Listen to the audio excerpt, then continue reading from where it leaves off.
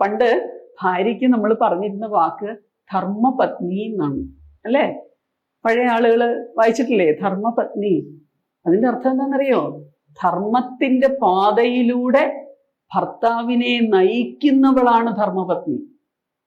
പത്നി, പതിയെ നയിക്കുന്നവൾ. തിരിച്ചല്ല പറഞ്ഞേക്കണത്. ഭർത്താവ് ഭാര്യയെ നയിക്കുമെന്നല്ല അവിടെ പറഞ്ഞിട്ടുള്ളത്. പതിയെ നയിക്കുന്നവളാണ് പത്നി, ധർമ്മത്തിന്റെ പാതയിലൂടെ. അപ്പൊ ഒരു സ്ത്രീയുടെ സ്ഥാനം എത്ര വലുതാണ് നിങ്ങൾ ഓർത്തു നോക്കൂ. ഒരു സ്ത്രീയെ ഹൃദയം എവിടെ ഇരിക്കുന്നോ ആ ഭാഗത്ത് ഈശ്വരന്റെ സ്ഥാനം ഏതാണെന്ന് ചോദിച്ചാൽ മക്കളെ നമ്മൾ എവിടെയാ കാണിച്ചു കൊടുക്കണേ? ഹൃദയമാ കാണിച്ചു കൊടുക്കണ്ടേ? ഹൃദയത്തിലാണ് ഈശ്വരന്റെ സ്ഥാനം. നമുക്ക് കാണാൻ പറ്റാത്ത, നമ്മുടെ കണ്ണിന് ഗോചരമല്ലാത്ത വളരെ സൂക്ഷ്മമായ ഒരു ആത്മാവ് നമ്മുടെ ഹൃദയത്തിനകത്തുണ്ട്.